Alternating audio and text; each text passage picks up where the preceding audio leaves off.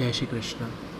आज हम समझेंगे कि कभी कभी क्या होता है कि एकादशी जो है वो या तो क्षय होती है या फिर जो है वो एकादशी तिथि के हिसाब से एकादशी होती है, लेकिन हम व्रत जो है वो उसका द्वादशी के दिन करते हैं।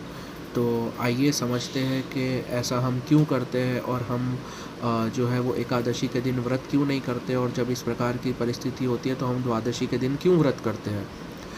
जैसा कि इस बार भी हम देख रहे हैं कि पवित्रा एकादशी जो है वो रविवार को 23 अगस्त को है, लेकिन हम उसका जो उत्सव है वो 24 तारीख को द्वादशी के दिन मना रहे हैं, और ठाकुर जी को पवित्रा भी उसी दिन धरा रहे हैं और व्रत भी उसी दिन कर रहे हैं। तो ऐसा क्यों? तो इसके लिए हम समझते हैं कि हमारे जो भी सारे व्रत उत्सव आदि के निर्णय होते हैं वो सब जैसा कि आप लोग जानते हैं कि दो पक्ष है, एक श्रौत है और एक स्मार्त है। तो हम जो है वो श्रौत में आते हैं। तो जो भी श्रुतियाँ कहती है या जो भी पुराण के मत होते हैं हम उनको फॉलो करते हैं। हम स्मार्त हम फॉलो नहीं करते हैं, स्मृतियों को जो है वो हम उतना फॉलो नहीं करते हैं।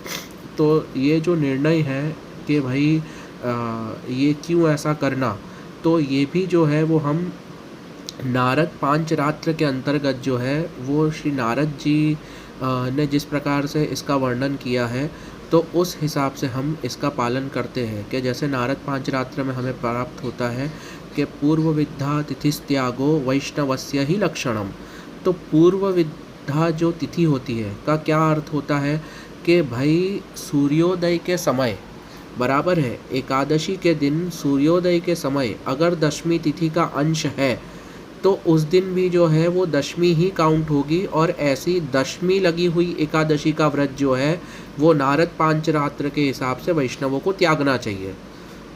और जो द्वादशी के दिन जो एकादशी के अंश के साथ सूर्योदय हुआ है तो ऐसी एकादशी का व्रत जो है वो वैष्णव को करना चाहिए।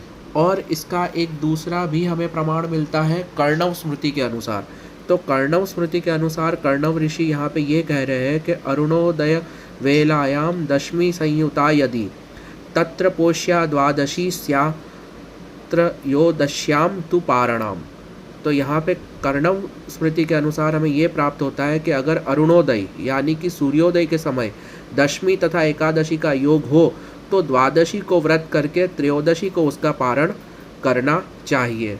तो इस प्रकार से जो है वो हम इस वर्ष भी इसी प्रकार से कर रहे हैं कि एकादशी के दिन हम व्रत ना करके, ये पूर्व विद्या होने के कारण हम द्वादशी के दिन इसका व्रत कर रहे हैं और हम इसका पालन कर रहे हैं। तो हम इस चीज़ को ध्यान रखें कि आज के पश्चात जब भी इस तरीके के अवसर हो तो हमें हमेशा यही ध्यान रखना है कि हमें द्वादशी का व्रत रख के जो है वो त्रयोदशी के दिन पारणा करना है, और अगर दो द्वादशी हो तो पहली द्वादशी के दिन एकादशी का व्रत करके दूसरी द्वादशी के दिन जो है वो उसका पारणा करना है।